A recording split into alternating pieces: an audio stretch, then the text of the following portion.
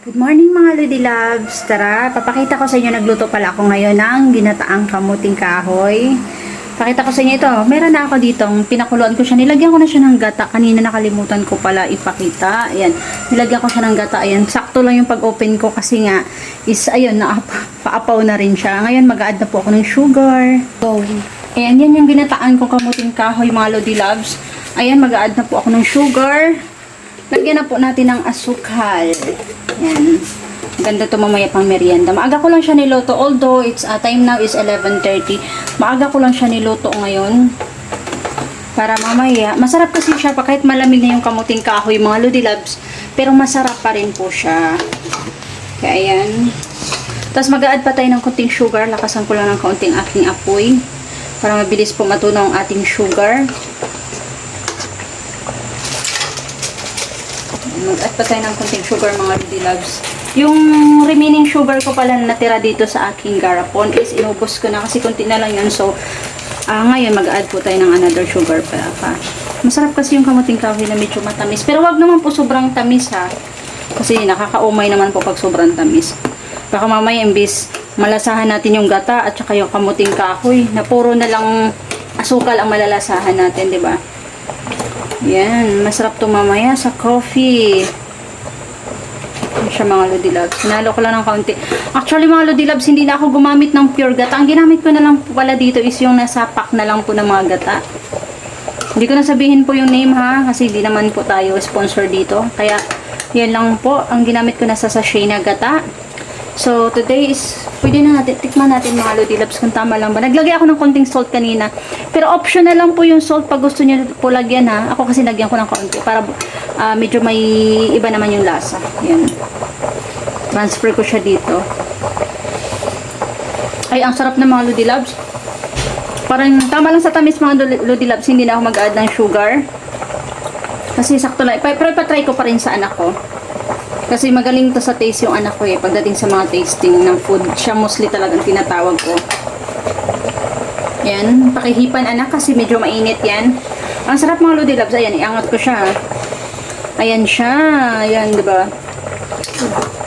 Dalawang kamuting kahoy lang ito. Tama lang sa tamis. Or you want more sugar pa? Tama lang daw sa tamis. Sabi ng anak ko mga Lodi Loves. Kaya, ayun. Patakpan lang natin ng kaunti. Saglit lang. Tatakpan lang natin bago po natin siya i-off. Okay? Ayan, tama lang din ang lambot niya mga Lodi Loves. Oh. Ayan. Ayun lang mga Lodi Loves, diba? Ang sarap. Mamaya ipakita ko sa inyo pag ilagay ko na siya sa mangkok. Saglit lang na para ma-absorb pa ng kamuting kahoy yung gata at saka yung sugar. Para kumapit pa po. Ayan. Go. So, ayan mga Lodi Loves. After 100 years, ayan na. Papatayin ko na po siya. Ayan. I-off na po natin ang ating masarap na kamuting kahoy. So, ngayon, ang gagawin ko ngayon mga Lodi Loves is mag-share po tayo sa ating neighbors. Mamigay po tayo. Diba tama lang sa lambot? Ayan. Magsandok po tayo. Mamigay po tayo sa ating kapitbahay. Ayan. Kasi hindi naman po namin ito maubos mga Lodi Loves eh. Piliin natin. Kasi yung iba meron pa siyang ano. Piliin natin yung medyo ano na. Yung magandang itsura niya. Swan. Malaki. Okay. Siyempre lalagyan natin ng maraming gata.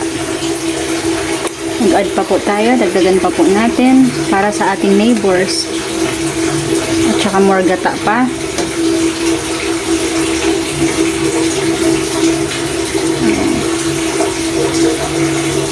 Yan, dinamihan ko ng gata mga Lodi Loves. Ito na po yung bibigay ko sa aking neighbors.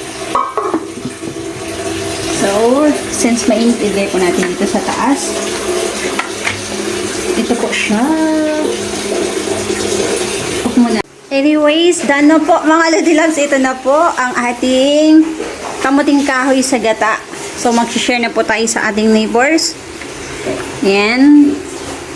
Yan, piniflex ko na po sa inyo. Ito, ang sarap. Ang bango niya mga Lodi Loves. Tara, kain po.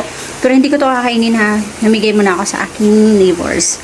Yan lang mga Lodi Loves. Maraming salamat. Sana patuloy pa rin po tayo. Manood, mag-support ng mga video. At saka, God bless po sa ating lahat. Naway, patuloy pa rin po kayo manood ng aking mga video at gano'n naman po rin yung ginagawa ko sa inyo. Basta let's support each other lang po mga Lodi Love. God bless po sa ating lahat. Bye-bye!